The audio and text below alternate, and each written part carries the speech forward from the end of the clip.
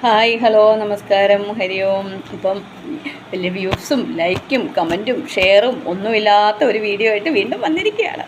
എന്നാലും ഞാൻ പറയും, നമ്മുടെ ഇതാണല്ലേ, നമുക്ക് ഈശ്വരൻ തന്ന ഒരു ജന്മം, ജീവിതം, ധന്യതയിൽ നമുക്ക് ജീവിക്കുക എന്ന് പറഞ്ഞാൽ ഒരു ഭയങ്കരമായ ഒരു ധന്യതയിൽ എന്ന് പറയുമ്പോൾ എന്താണ്, നമ്മൾ കുറേ പണം മാത്രം സമ്പാദിക്കുന്നതോ ഒന്നുമല്ല. നമ്മുടെ എല്ലാം നഷ്ടപ്പെട്ടാലും നമ്മുടെ ഉള്ളിലൊരു സന്തോഷമായിട്ട് നമുക്ക് ഇരിക്കാൻ സാധിക്കുന്നുണ്ടെങ്കിൽ അവിടെ ഈശ്വരൻ്റെ ഒരു കാരുണ്യം തന്നെ ഉണ്ടല്ലേ. ഇല്ലെങ്കിൽ അത് ഓരോരുത്തരിലും ഉണ്ട്, എല്ലാ മനുഷ്യരിലും ഉണ്ട്.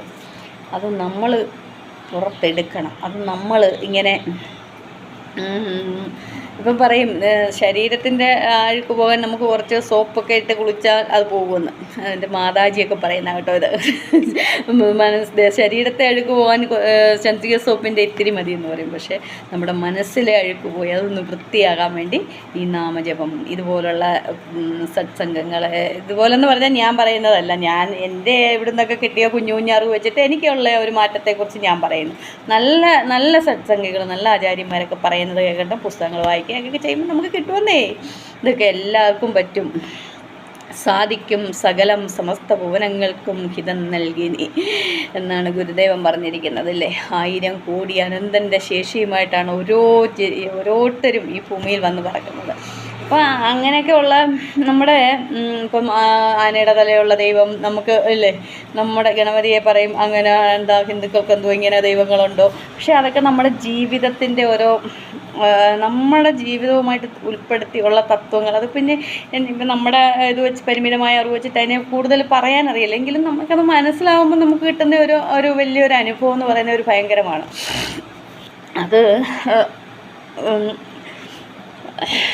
അത് എനിക്കറിയാം. പിന്നെ ഇനി അതിനെക്കുറിച്ച് കുറച്ചും കൂടി ഗ്രാഹ്യമായിട്ടൊക്കെ പഠിച്ചിട്ട് കുറച്ചുകൂടെ പറയാം. എനിക്കത് പെട്ടെന്ന് എക്സ്പ്ലെയിൻ ചെയ്യാനുള്ള ആ ഒരു ഇത് കിട്ടുന്നില്ല. അല്ല, ഇങ്ങനെ എൻ്റെ മനസ്സിലറിയാം, പക്ഷെ അത് പുറത്തോട്ട് എങ്ങനെ പറയണമെന്ന് എനിക്ക് കൂടുതൽ അറിയുന്നില്ല. അപ്പം ഓരോരുത്തരും അങ്ങനെ ഉള്ള കാര്യങ്ങളൊക്കെ ഇപ്പം ഗുരുദേവൻ്റെയൊക്കെ ഒരു ഭഗവത്ഗീത തന്നെയാണ് ഗുരുദേവൻ്റെ ആത്മോപദേശ ശതകം. അതിനെ വളരെ നമ്മളെക്കുറിച്ച് പഠിക്കുന്ന, നമ്മുടെ ആത്മാവിനെക്കുറിച്ച് പഠിക്കുന്നതാണ് ആത്മോപദേശ ശതകം ഇല്ലേ, നമ്മളെക്കുറിച്ച് തന്നെ പഠിക്കുന്നത്. അതുപോലെയാണ് ഭഗവത്ഗീതയും, നമ്മുടെ മനസ്സിനെക്കുറിച്ച് തന്നെ പഠിക്കും. അതിനെയൊക്കെ വളരെ സിമ്പിളായിട്ട് സാധാരണക്കാർക്ക് മനസ്സിലാകുന്ന രീതിയിലാണ് ഗുരുദേവൻ അതൊക്കെ എഴുതി തന്നിരിക്കുന്നത്. അതൊക്കെ പഠിക്കണം, ഇതൊക്കെ വായിക്കണം. ബൈബിളും വായിക്കണം, ഖുറാനും വായിക്കണം. എല്ലാം നമ്മളിങ്ങനെ ഖുറാൻ ഞാൻ വായിച്ചിട്ടില്ല, പക്ഷേ പറയുന്നത് ഞാൻ കേൾക്കാറുണ്ട്. മലയാളം പതിപ്പ് കൊണ്ടുവന്ന് പറയും. നമുക്ക് അറിയണം, നമ്മൾ മതം പഠിക്കാനൊന്നുമല്ല, നമുക്ക് ഇതിനൊക്കെ എന്താണ് അറിവ് നേടാൻ വേണ്ടിയാണ്. അങ്ങനെ നമ്മൾ നമുക്ക് നല്ലൊരു വ്യക്തിത്വമൊക്കെ രൂപാന്തരപ്പെട്ട് വരുമെന്നേ. എല്ലാവർക്കും പറ്റും ഇതൊക്കെ. പിന്നെ അവിടെ അയ്യോ അങ്ങനെ ആയിപ്പോയി, എൻ്റെ ഭർത്താവ് ഇങ്ങനെ, എൻ്റെ മക്കളിങ്ങനെ, അതൊന്നും പറഞ്ഞ് കരഞ്ഞിട്ടൊന്നും ഒരു കാര്യവുമില്ല.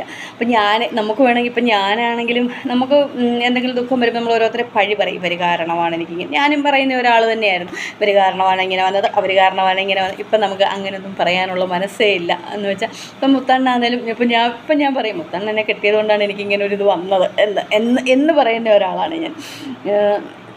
കാര്യം ചിലപ്പോൾ നമ്മൾ അതിനായിരിക്കും ദൈവം ഓരോരുത്തരെ കണക്ട് ചെയ്ത് തരുന്നത് അല്ലേ. അപ്പോൾ ഞാൻ പറയും, ഈ ജന്മത്തിൽ ഇങ്ങനെ നമുക്കൊരു കുറേ നാൾ വരെ ബോധമൊക്കെ ഇല്ലാതെ ഇങ്ങനെ ജീവിച്ചു, ഇനി കുറേ നാളിങ്ങനെ ജീവിച്ചു പോയി മരിച്ചു. ഇനി അടുത്ത ജന്മം വരുമ്പോൾ ഒരു സത്വഗുണത്തിൽ പൂർണ്ണമായിട്ട് ജനിക്കുമ്പം തൊട്ടേ അങ്ങനെ ഒരാളായിട്ട് ജനിച്ച് എൻ്റെ മുത്തണ്ണനെയും ഒരു സൽസ്വഭാവിയായിട്ടൊരു സത്വഗുണം അതിനൊക്കെ ആയിട്ട് ജനിപ്പിച്ച് അല്ലേ, ഞങ്ങൾക്കൊരു കൂടെ ഒരുമിച്ച് ജീവിക്കണം. അതൊക്കെ കേട്ട് മനസ്സിലായിട്ട് ഭഗവാനോട് പറയുന്നത്. ഇതൊക്കെ നമുക്ക് എന്തും പറയാവുന്നേ, അവിടെ നമുക്കൊരു മറയില്ല. അങ്ങനെ ഒരാളായിട്ട് നമ്മൾ മാറണം. ദന്തന സിനിമയൊക്കെ കണ്ടിട്ടില്ലേ, അന്നൊക്കെ നമ്മൾ വിചാരിക്കുക ഇതൊക്കെ എന്താ ഇങ്ങനെയൊക്കെ പറയാൻ പറ്റുമോ, ഇങ്ങനെയൊക്കെയാണ്. പക്ഷെ നമ്മൾ ഭഗവാനുമായിട്ട് സഖ്യം ചേരുമ്പോഴല്ലേ ശ്രവണം, കീർത്തനം, അർച്ചനം, പാദസേവനം, സഖ്യം, ദാസ്യം, അങ്ങനെ 9 നവവിധ ഭക്തിയുടെ 9 ഭാവങ്ങളുണ്ട്. അതിൽ ഒരു ആത്മസഖ്യം ചേരണമെന്ന് പറയും നമ്മൾ ഭഗവാനുമായിട്ട്. അത് ഒരു ഭയങ്കര അനുഭവമാണ്. അവിടെ നമുക്ക് ഒന്നിനെയും പിന്നെ പേടിക്കണ്ടെന്നേ, ആരെയും നമുക്ക് പേടിക്കണ്ടെന്നേ. പിന്നെ നമ്മൾ ചിലപ്പം ഇന്ന് ലോകത്ത് മൊത്തം നടക്കുന്നത് ചതിയും വഞ്ചനയും കാപ്പട്ടിയും മദ്യവും മയക്കുമരുന്നും പെണ്ണും പെണ്ണ് കേസും എന്ന് വേണ്ട എന്തൊക്കെയാ. അയ്യോ, ഇപ്പോൾ സോഷ്യൽ മീഡിയ തന്ന സിനിമ പ്രശ്നം, ആ പ്രശ്നം എന്ന് ഇപ്പം രേണുസുതിയായിരുന്നു കുറച്ച് മുമ്പ് ആ കൊച്ചിനായിട്ട് വട്ടക്കേട്ട് വരും. ഇപ്പം എന്തുവാ ഇപ്പം അമ്മ ഇങ്ങനെ ഓരോന്ന് അവിടെ അതിനകത്തുള്ള ഒരെണ്ണം. ഞാൻ ഭയങ്കര ഭക്തയാണെന്നാണ് പറയുന്നത്. ഞാൻ ലളിതാ സഹസ്രനാമത്തിൻ്റെ പാസ്സാകുകയാണ്. എന്നിട്ട് കണ്ട് അതിൻ്റെ വായിൽ നിന്ന് വരുന്നത് കേട്ടാ എന്തോ ഉപാസ. പക്ഷേ ലളിതാ സഹസ്രനാമം നല്ല രീതിയിൽ ജപിച്ചു കഴിഞ്ഞാൽ അങ്ങനെയൊന്നും ഒരു വാക്ക് നമ്മുടെ വായിൽ നിന്ന് പിന്നെ വരത്തില്ല കേട്ടോ. അതൊക്കെ നമ്മൾ വളരെ ശ്രദ്ധിച്ച് പിന്നെ നമുക്കിങ്ങനെ പറയാൻ വന്നാലും നമ്മൾ പെട്ടെന്ന് വിചാരിക്കും വേണ്ട വേണ്ട പറയരുത് അല്ലേ. നമ്മുടെ ബോധ മനസ്സ് ഉപബോധ മനസ്സ്, നമുക്ക് 2 മനസ്സുണ്ട്. ഉപബോധ മനസ്സ് പെട്ടെന്ന് ബോധ മനസ്സ് വിചാരിക്കും പറയാം, അടുത്ത മനസ്സ് പറയും വേണ്ട പോകണം, മിണ്ടരുത്, ഇത് പറയാൻ പാടില്ല. അങ്ങനെ നമുക്കൊരു നമ്മൾ തന്നെ നമ്മളെ ഇങ്ങനെ ഇതാക്കുന്ന ഒരു രൂപത്തിൽ നമ്മളായിത്തീരും. ചിലപ്പോൾ ഇത് കേൾക്കുമ്പോൾ ചിലർ വിചാരിക്കും അവർക്ക് എന്താ വട്ടായോന്ന്. വട്ടൊന്നുമല്ലെന്നേ, നമുക്കൊരു അതൊരു വലിയ അനുഭവമാണ്. അതുവഴി എല്ലാവരും അപ്പം നാമമൊക്കെ ജപിച്ച് സന്തോഷവതികളായിട്ടും സന്തോഷവാന്മാരായിട്ടും ഒക്കെ ഇരിക്കണം. അത് നമുക്കറിയാനൊരു സാധാരണ ആളല്ലേ, നമുക്ക് വലിയ ഇതൊന്നും ഇല്ലല്ലോ. നമ്മുടെ കുടുംബങ്ങളിലൊക്കെ അല്ലേ അങ്ങനെ നമ്മളിങ്ങനെ കുഞ്ഞിലെ സാധാരണ രാവിലെ വീട്ടിൽ വിളക്ക് കത്തിക്കുന്നു അല്ലെ പ്രാർത്ഥിക്കുന്നു. നമുക്ക് അതിൽ കൂടുതലൊന്നും അറിയില്ല. എന്തെങ്കിലും വന്നാൽ ഉടനെ പോയി ജോത്സ്യൻ്റെ അടുത്ത് പോയി ഉരുട്ടി നോക്കും. നമുക്ക് ഇത്രയൊക്കെ ഭക്തി, അത്രയൊക്കെ കാര്യങ്ങളേ ഉള്ളൂ.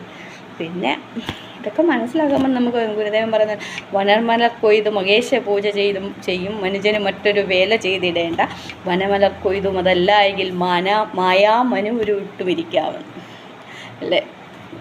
എപ്പോഴും എന്തെങ്കിലും ഒരു മന്ത്രം എന്തെങ്കിലും ഒന്ന് ഉരുവിട്ടിരിക്കുന്ന ഒരാൾക്ക് പിന്നെ ഒന്നിൻ്റെയും ആവശ്യമില്ലെന്നാണ് പറയുന്നത്. നമ്മളങ്ങനെയൊക്കെ ആയി ജീവിച്ചാൽ ചിലപ്പോൾ ചിലർ കാണത്തില്ലേ ഇങ്ങനെ ഈ ഞാനിങ്ങളിവിടെ വന്നിട്ട് ഈ ചോറ്റാനിക്കരയിലൊരു ഈ സെക്കൻഡ് യൂസ് സാധനം കൊടുക്കുന്ന കടയുണ്ട്. അവിടെ ഒരു ഉമ്മയുണ്ട്.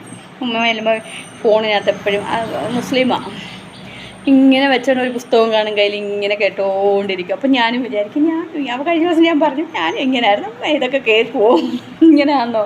അപ്പോൾ നമ്മൾ വിചാരിക്കുന്നത് ഇതൊക്കെ ഏതാണ്ട് വലിയ ഇതാണെന്ന്. പക്ഷേ നമ്മൾ അങ്ങനെയൊക്കെ ആകണം ഇനിയുള്ള കാലങ്ങളിൽ. ഇല്ലെങ്കിൽ കാലം കൈവിട്ട് പോയിരിക്കുകയാണ്. അതിൻ്റെ പുറകെ ഓടാൻ പോയാൽ ഒരു സമയത്തും പോലും സമാധാനമായിട്ട് ജീവിക്കാൻ സാധിക്കത്തില്ല. മദ്യം കുടിക്കുന്നവൻ അതില്ലാതെ ജീവിക്കാൻ പറ്റത്തില്ല, അല്ലാതുള്ള കാര്യങ്ങൾക്കൊന്നും അതില്ലാതെ ജീവിക്കാൻ പറ്റത്തില്ല. ഇതൊന്നും ഇല്ലെങ്കിലും നമ്മൾ ഇങ്ങനെയൊക്കെ ഒരു എന്താ പറയുന്നത് ബോധത്തിലൊക്കെ വളർന്നാൽ പിന്നെ നമുക്ക് ഇതിലൊക്കെ സന്തോഷമായിട്ട് ജീവിക്കാൻ സാധിക്കുമല്ലേ. അപ്പം മതി, കടയിൽ പോകണം, കൊച്ചു കടയിൽ പോയിരിക്കുക. ഇവിടെ വന്നിരുന്ന് വീഡിയോയും പിടിച്ചുകൊണ്ടിരുന്നാലേ ശരിയാകത്തില്ല. അപ്പോൾ എല്ലാവരും കാണുക, ലൈക്ക് ചെയ്യുക, സപ്പോർട്ട് ചെയ്യുക.